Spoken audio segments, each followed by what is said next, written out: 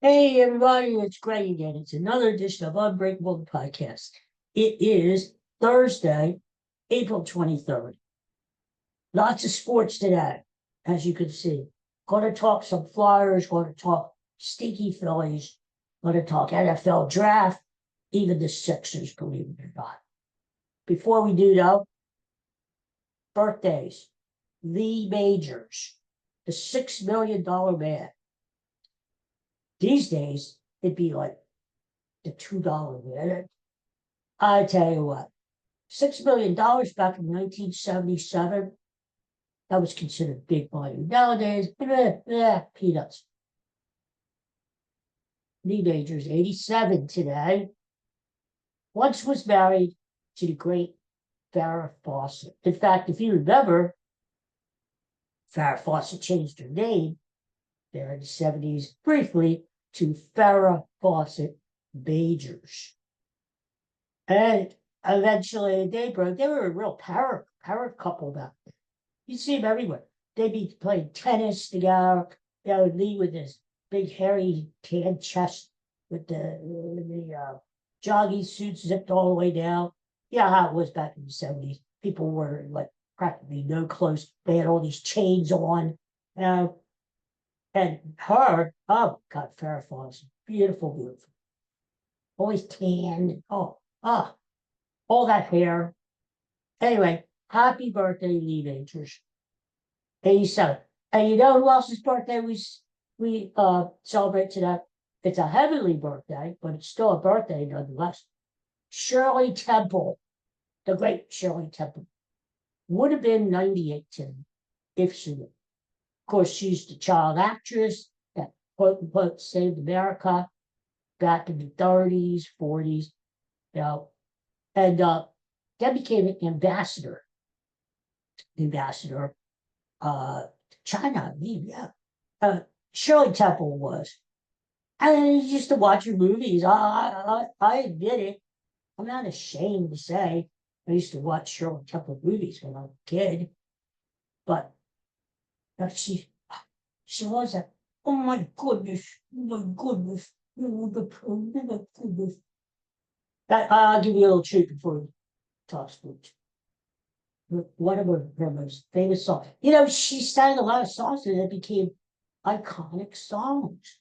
You know, like Animal Crackers in my soup, monkeys and tigers looked on me, got soup.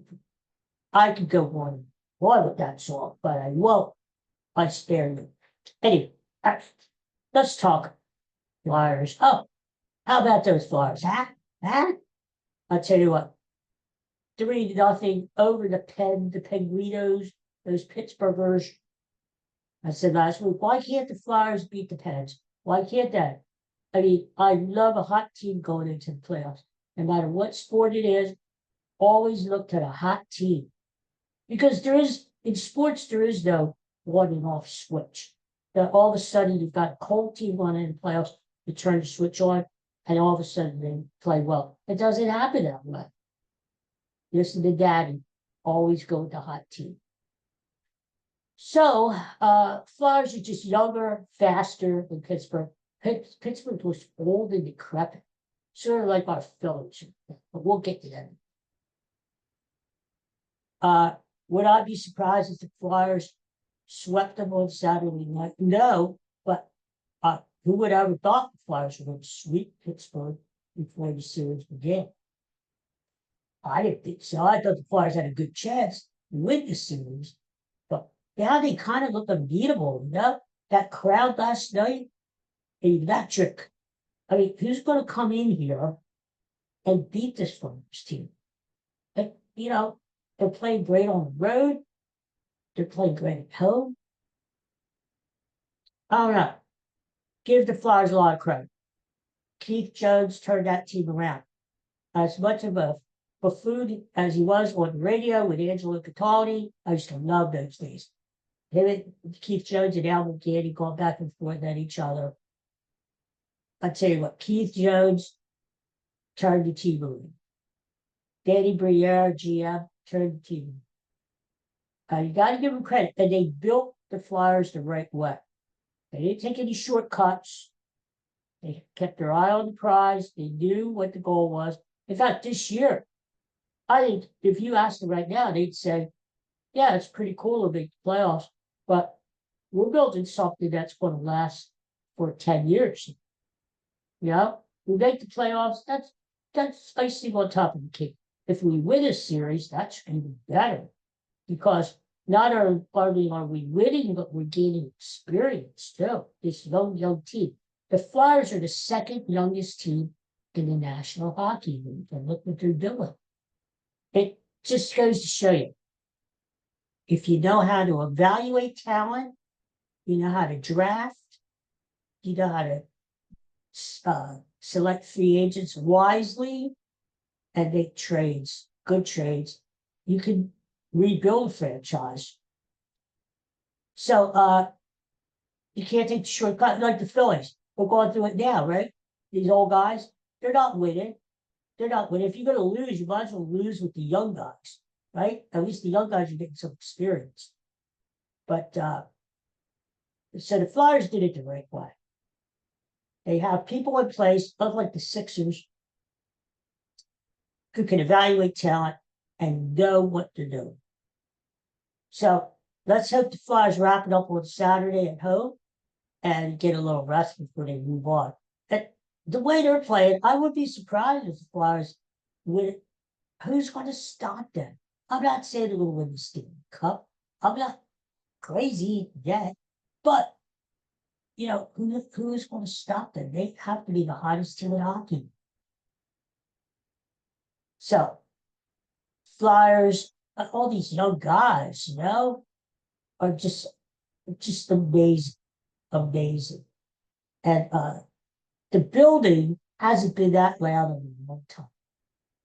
You know, it is when you think just a few years ago, they had to pay me to go to the Flyers. Half of the arena was empty. Now, hard to get a ticket, standing room only last night. And the energy is just off the charts. On the other side of the spectrum, we have the Phillies. I can go on about them. I have before ranting and raving. They've lost 8 in a row now. You know, what's going to happen is this. Phillies are having a disastrous road trip so far. Lost their first 3 games in Chicago. Play this afternoon, the finale at Wrigley Field. Then they go and they play 3 games down at Atlanta over the weekend. Atlanta, first place Braves. I can easily see if the Phillies get swept today by the Cubbies, they lose 2 out of 3, and even get swept in Atlanta. Monday is an off day. Mark my words. Monday is an off day. That's the day Rob Thompson could get the heat. Now, I'm not saying firing Rob Thompson is going to turn his team around, but this team needs something. You just can't keep doing the same thing over and over and over again. Now, I get it. It's mostly Dave Dombrowski's fault, the lame GM. He's the one who put this crew together. He's the one who failed to make moves during the offseason, saying the stupid quote, we're content with this team. He's the one who has really failed to make any significant moves the last few years, even at the trade deadline. So, and don't tell me Johan Duran, a closer at this stage, you don't need a closer if your team sucks. Because there are no games to close. He's hurt anyway. I mean, hindsight is 2020, but you traded away one of your young stud pitchers in Mick Abel, who was supposed to come up here with Andrew Pater and be a 1-2 punch in the rotation for a long time to come. Traded him away, traded a young catcher away, which is a premium, and Eduardo Tate. For what? I mean, Johan Durant is fine if you have games to close.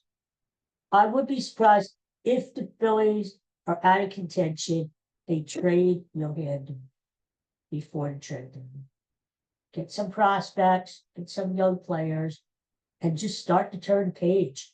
The Phillies are making the same mistake as my friend Ruben Amaro Jr. made after that big playoff run, World Series run that ended in 2011. Keeping these old guys around too long. They signed JT Realmuto a 3-year contract. Why? Why? He's a shell of himself, and he's old. Bryce Harper is having a decent year, but he's not MVP caliber like he used to be. He's not elite. And that's what caused this whole thing. Yeah, we should have known this Phillies team was going to have a problem. The bickering and fighting off the field between the GM and your superstar player. Not good. Not good. And then you have Nick Castellanos. You drug that out. You finally got rid of him before spring training. Not good. You told Alec Bohm, you're not coming back. You're openly trying to trade him during the season. He's having problems with his parents, suing his parents. His head is all screwed up. And then all of a sudden, you say, well, Bob, we're going to let you play third base for a year, and then we're going to boot your ass because you're going to become a free agent. We're going to let you walk after the end of this season so we can get our prize prospect, Aiden Miller, to step into your place at third base. No wonder Bo is already screwed up in the head. No wonder he came in as a head coach this season. Bryson Stott, he's lost. Who the hell? What happened to Bryson Stott? Huh? The thing is this, too. The Phillies always tend to over-evaluate their own so-called prospects. What prospect, young player, have they really developed in the last 20 years? Right? You could go back to Chase Utley, Jimmy Rollins, okay. But don't forget, the 2008 championship team, that's 18 years ago. That's not like yesterday. You know, that group was a long time ago. All right, it's in the last 10, 15 years. Have the Phillies developed any young players? No, they're all turning out to be disappointments. Bryson Stott, Alec Bohm, you got this crop now. Otto Kemp, who was back in the minors, couldn't cut it up here. The list goes on and on. I don't know. Firing Rob Thompson isn't going to solve this problem, but at least maybe it'll be a little spark, something that we can't just keep running the same old group out there and expecting something to click, something to change. It's not going to happen. And there's no reinforcements down on the farm, and we're going to come up and save them. It's not going to happen. If the Phillies bury themselves deep enough, let them have a bad year, then get a high draft pick next year, let a new GM select that high draft pick and start over. Because let's be frank, the Phillies really don't have any, especially everyday players, position players, who are on the cusp of coming up to the majors and saving this team. They're not. They're just not. So we always knew when they signed Bryce Harper to that big contract, when they signed Trey Turner, Kyle Schwarber to give him 5 years now, we always knew there would be a day of reckoning coming when this team had to pay the piper, so to speak. Well, the day of reckoning might be here. It might have arrived a little sooner than what we thought. The best you can do, if the Phillies are buried, is try to unload as many of these people as you can before the trade deadline, free up a lot of money, restock the farm like you would restock a pond with trout, restock the farm with prospects, and go from there. Fire Dave Dombrowski. You should have been fired a long time ago. Start drafting more wisely than you have been. Put more money into the international pool, into scouting. I mean, John Middleton's not to blame. He's got his hand in this too. He had to approve all these trades, all these free agent signings. Never forget that. And he seems to be too worried about stripping the ballpark of all charm and nostalgia. Worried about money instead of worrying about his baseball team, who at one time he said, I'm going to get my effing trophy back. Well, really? Phillies, needless to say, are disappointed.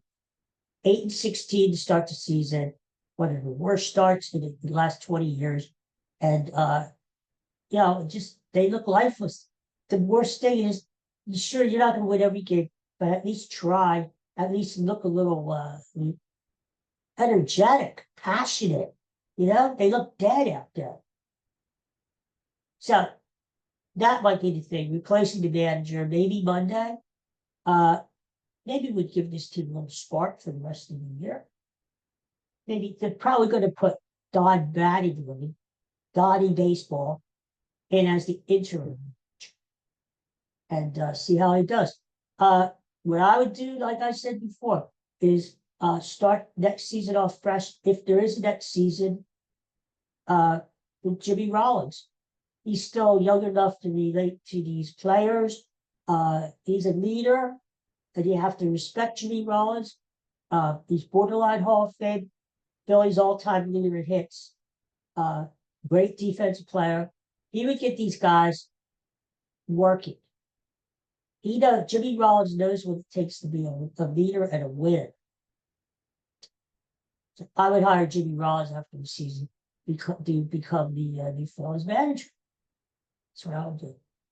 But for now, there's not much you can do, my friends. It's only we're getting to the end of April, a week to go in April. Nobody's going to make trades with them. Yeah, everybody feels that they still have a chance at a wild card. I mean, the Phillies and the Mets are the two worst teams in the National League. Who would have thunk it? We're worse than Colorado, for God's sakes. That doesn't get any easier, either. No, Phillies have the Braves this weekend. Then you have the Giants coming in next week. Giants just beat the Dodgers 2 in a row. They're looking to sweep the Dodgers to them. Phillies are pretty much hopeless. Yeah, there are 2 games that I have ticket-wise that I'm trying to sell on social media because, not that I don't want to go to the game. In fact, I haven't been to a game this year, so you can't blame me. Maybe that's why they're not winning, because I haven't been down. But I'm trying to sell a couple games because I just can't go to those particular games. How the hell am I going to sell those games? Nobody wants that. The Citizens Bank Park is a shame. The All-Star game is coming this summer. And will we even have an All-Star? I mean, the park after the All-Star festivities is going to be empty if the Phillies continue to suck. It's a shame, really. They didn't get the job done. They blew it in 2023. They blew it in 2022. They just blew it. They blew it. They had their window. They had their chance with this core, the players, and they blew it. This core just wasn't good enough. They just didn't have what it takes. They just didn't. I don't know. They got there how many times, and they just weren't good enough. So, yeah, let's talk about something more pleasant. Sixers, as much as I bashed them, you got to give them credit. They came back the other night, won in Boston, pretty convincingly, too. Come back home Saturday, playing the Celtics again. And it's 1-1. Now, do I think the Sixers are going to win the series? No, I don't think so. I think the Celtics will get it together and win the series. But Sixers, give them credit. He had Tyrese Maxey. What a player, what a lead in that conference. VJ Edgecombe. Those are the 2 guys you got to build around. Forget Joel Embiid. Who's going to want that contract? You could try to trade her at the us. Who's going to want that contract? You're stuck with it. You're stuck with an old Embiid falling apart. The appendix, the knee, everything's falling apart. But Sixers are the same way. They got to clean house. They got to establish a winning culture in that franchise. Get rid of all these losers like Daryl Morey and start fresh. build around that. So build around Edgecombe. You've got two young players there you could build around. You have to be wise, like the Flyers, with your draft picks, with your free agent signings, and with your trades. Problem with the Sixers is they traded a lot of them first round draft picks away. So it's not going to be so easy for them to rebuild like it is with the Flyers. But we'll see what the Sixers do this weekend. Maybe they'll surprise us and play Boston tough. I think they will. I don't think they're going to blow away. I think something tells me, even though the Celtics got to step it up and the Celtics are far more talented, I just have a feeling the Sixers will keep it close. The key, as we said before, is Boston's 3-point shooting. If Boston is hitting their 3-point shots, you're not going to beat them because twos don't beat threes. It's basic math. Even I know that. You just got to hope that Boston has an off-night shooting. The Celtics. But so we'll see. Eagles tonight, draft night. Tonight is draft night. We've waited for this night for so long. Howie Roseman will stay at number 23. Chances are not. What is it? 8 out of the last 10 years, Howie has traded up in the draft. He rarely goes down in the first round. He will go up if he likes a player and he wants to down, even if it's a few spots, one spot, he'll go up and grab that player. I gotta think the way Howie is a week-long dealer, there's going to be some trades going on this weekend. So, what are Eagles going to do to them, depending on where they draft? Well, I would say definitely must address the offensive line, especially Lane Johnson's position, because he's going to be retiring soon, maybe even after this year. You have to have a guy who's going to plug right in there for Lane Johnson like he does in the team. You have to. Another position, I know Eagles love to draft guys in the trenches, defensive line, offensive line, which is great. I think you have to address the turnover position too, because you re-signed Dallas Goedert, but it's only for 1 year. Tight ends beyond Dallas Goedert stick. Need a young tight end. Somehow if that guy from Oregon drops to the Eagles, even around 20, Eagles could trade up, get him. There's your tight end situation. He's covered for the next 5 to 10 years. So we'll see what happens. Safety, yeah. Eagles never draft a safety in the first round. Quarterback, yeah. All you got this year. I think the Eagles are going to go heavy offense. Look for more receivers, even though they're bringing in all these other receivers like Wicks and all these guys. Eagles need a young, speedy wide receiver. And especially if they trade A.J. Brown after June 1st, right? Devontae Smith is going to turn into your stud number 1, which he will be, but he's going to need somebody to go with him. And all these other guys, Wicks, all these guys are bringing in, and they're okay. They're okay. They got to show us something though. And you got to pick a stud. Offense. I know defense is key in the NFL, but offense. You got to score points. And so, look at the Phillies. They suck on offense. You can't win in any sport nowadays unless you score. Okay? I know what you're saying about defense is important, pitching, goaltending, blah, blah, blah, blah, blah. I get that. But if you don't score any goals, if you don't score any baskets, if you don't bring in the runs or score touchdowns, you're not going to win the game. That's the name of the game. So, offensive line, tight end. Those are my 2 positions I think the Eagles may address to them. Now, day 2, tomorrow, 2nd, 3rd round. Let's see what Eagles fall in. And Saturday, will they take the quarterback somewhere along the line? Maybe. Will they trade Tanner McKee and cash in to Tanner McKee chip that you have? Maybe. Or maybe you keep your key. Um, it's just going to be very interesting to see what Howie does.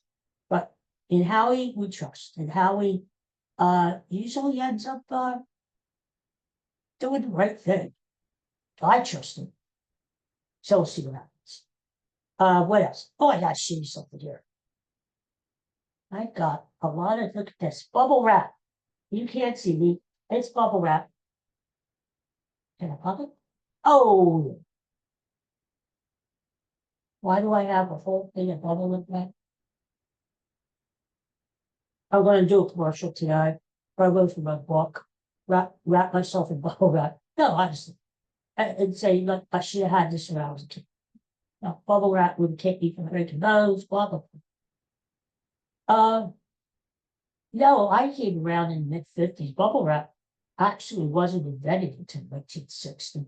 And do you know bubble wrap was originally intended to be a wallpaper, a new form of wallpaper? I kind of think it's a good thing. Was it? Imagine people coming into your house and popping your wallpaper. Nah, it didn't work out too good. So there's that. Oh, I read something interesting today. I want to share with you before I. The top songs of each decade. The top songs of each decade. Let's just concentrate. I don't care about music 10 seconds. The 60s, the 70s, the 80s. What do you think the top, not the top album, the top song of each decade? Now let's think about the 60s. And the Beatles, of course. We had the Rolling Stones, Bob Dylan. So many great artists in the 60s. What that? My God. What do you think the top song of those 10 years was? Well, the number 2 song of the 60s was I Can't Get No Satisfaction. Rolling Stones. Number 2. The number 1 song of the entire 60s decade was? It was a Beatles song. Which one was it? Hey Jude.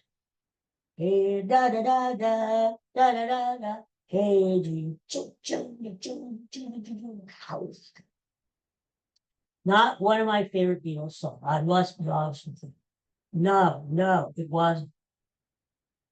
Apparently Paul McCartney wrote it driving in the car about Julian Lennon.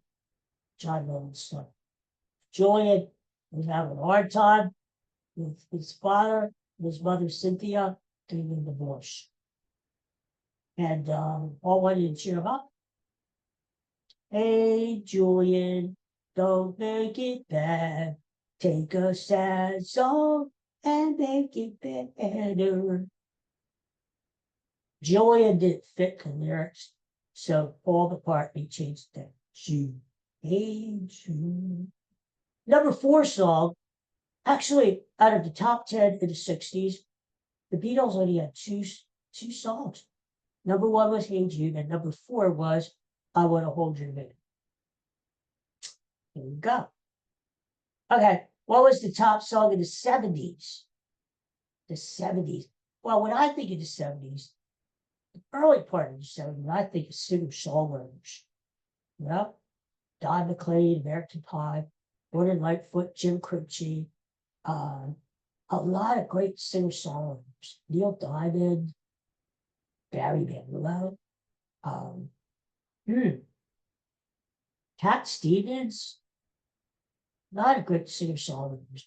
And then you got into like the bubblegum, like the middle of the 70s, when you still had hard rock stuff, you know, Journey, the big stadium bands, Journey. And then you got disco at the end of the 70s, which I didn't care for. But, you know, you got to say, yeah, disco had its time, and then thank God it was gone.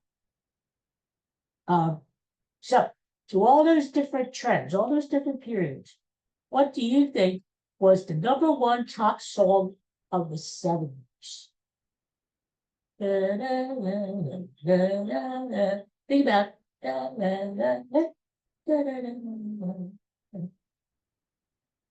I'm not gonna fool around here. I'm gonna tell you right now. It was a Bee Gees song.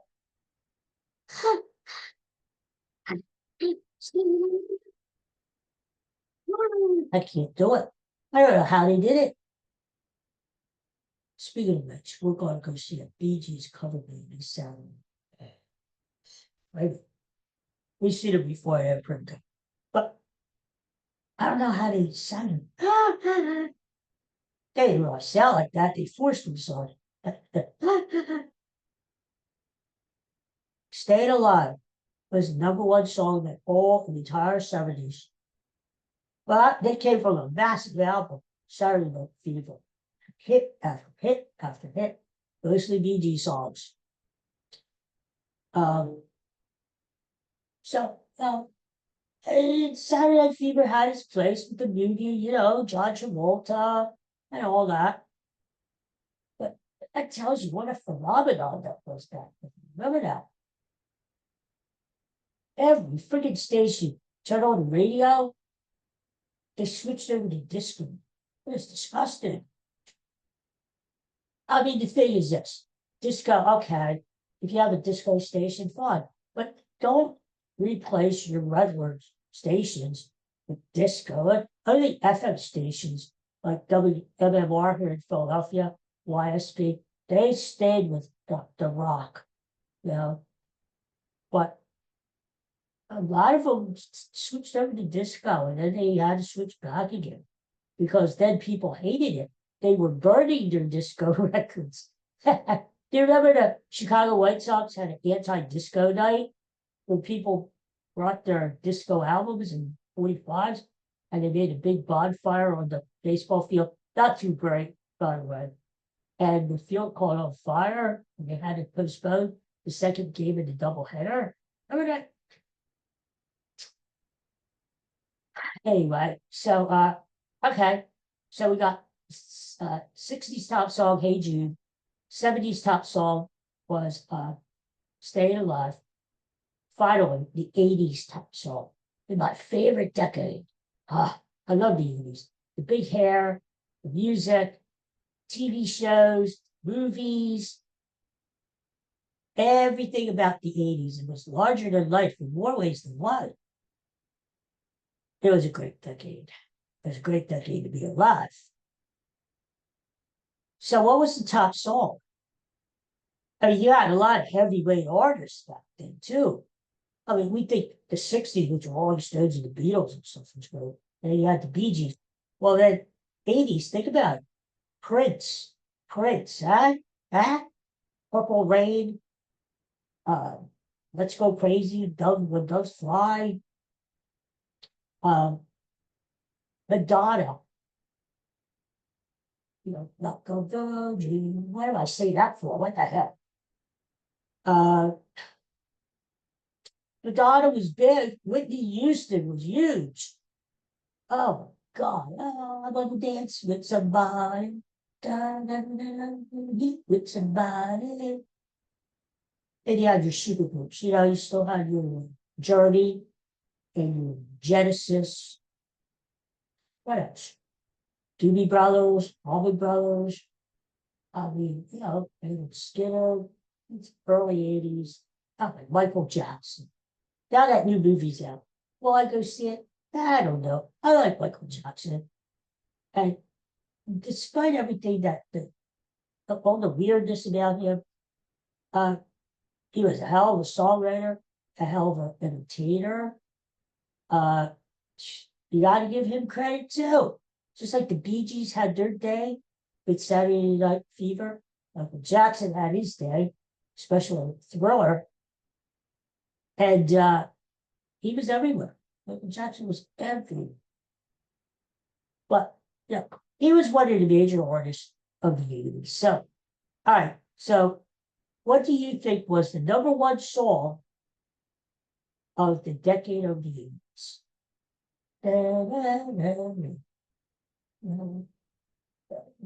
Do you think it's a Madonna song?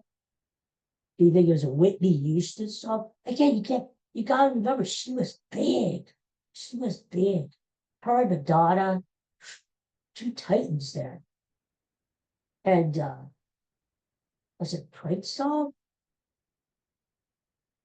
I think, Prince sold a lot of records at this time, don't get me wrong, especially with the Purple Rain album. But I think Prince was more, he wasn't as commercial as a Madonna, Michael Jackson, and Whitney Houston. You know, Prince had his success and he sold his records, but it's like a little, how should I say, appreciation of Prince. And nobody knew what to really make of him. No, he was just kind of weird. He'd kind of be this moody guy, would talk and would give interviews. Um, but undisputed musically, he was a genius. He'll play all these instruments. Great. But no, all right, I'll tell you. The number one song in the 80s was a Michael Jackson song. Now, what was it? You had plenty of them. Billie Jean is not my lover. It's just a girl who thinks that I am the one. But the kid is the bad Jack. Billie Jean. Billie Jean was the number one song of the 80s. I could go on, but like I said, after actually, number one song in the 90s, just in case you want to know, for those people who want to know, was Smells Like Teen Spirit by Yvonne.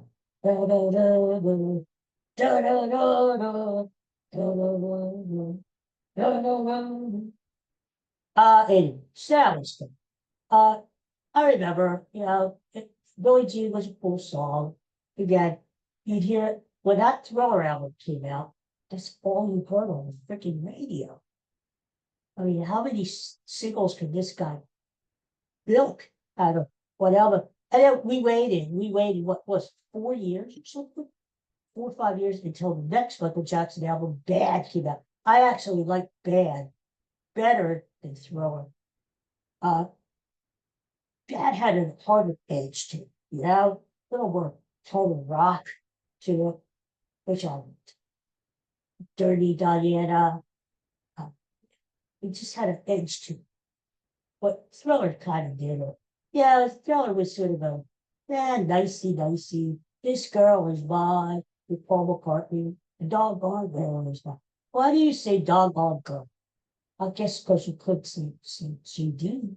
But the song is called This Girl Is Mine, not The Doggone Girls. Why did they put that in? Yeah, two brilliant songwriters, Paul McCartney, Michael Jackson, and they use a word like doggone girl is mine. Yeah. Anyway, so all right, everybody. Peace and love. Thanks for watching. Hey, tonight the draft. The draft. Phillies are on this afternoon. Will I put them on? Probably not. Here's the thing. The Phillies are out of touch. They're losing fans. When nobody watched the Phillies last night that I know. I had the Flyers on. I'll tell you right now, I'm the biggest Phillies fan than the Flyers fan. And I had the Flyers on. They're just more exciting. They're winning.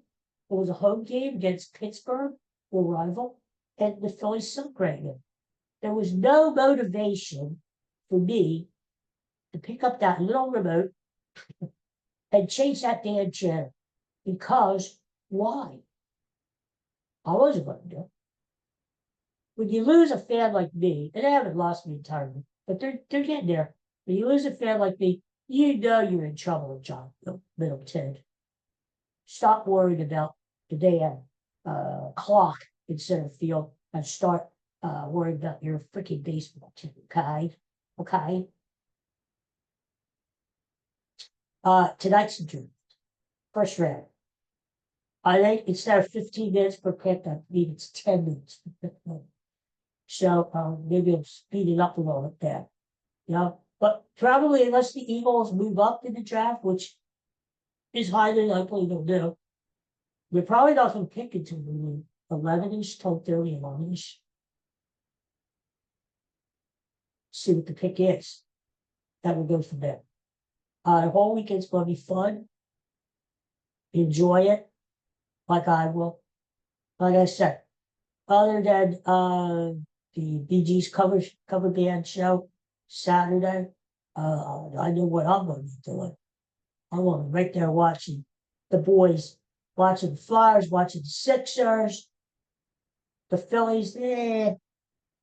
Keeping an eye on the Eagles draft, and just chilling. That's it. By the way, before I leave, I have a new story, short story. That is it's an anthology, it's a book. It's called Tales by the Midsummer. I can't believe it. It's coming out Saturday. In an actual hard copy book. Me, one of my short stories, been with all these other people, short story writers and authors. How did I get there? What the hell? How did that happen? I wrote a story called Crossing Abbey Road, and I think it's fun. And I've included it in their information. So if you get a chance to pick up a copy, please do so and look through there. And I don't know which number my story is, but Crossing Abbey Road. I mean, I also have a story that is up right now on a site called Piker Press. Piker Press. It's actually their cover story, the lead story, which is kind of cool. It's called Farewell Tour. It's a baseball story. So if you want to get away from the Phillies, God knows how to build them. And you want a little baseball in your life, old-time baseball, go and check out that story. And another story of mine is coming out in August 15th. It is called, I'll give you more details on that coming up. It's called Dogwood Days. It's the very first story I ever wrote a couple of years ago. First short story. And I think it's really good. And it is coming out there. And all kinds of stuff going on. And you can still pick up a copy of ebook or audiobook or buy memoir Stronger Than Movie. Is out there too. So keep it busy. Try to keep that going. Yep. All right, everybody. Peace and love. Talk to you soon. Go Eagles today. Fly Eagles fly. See you next time.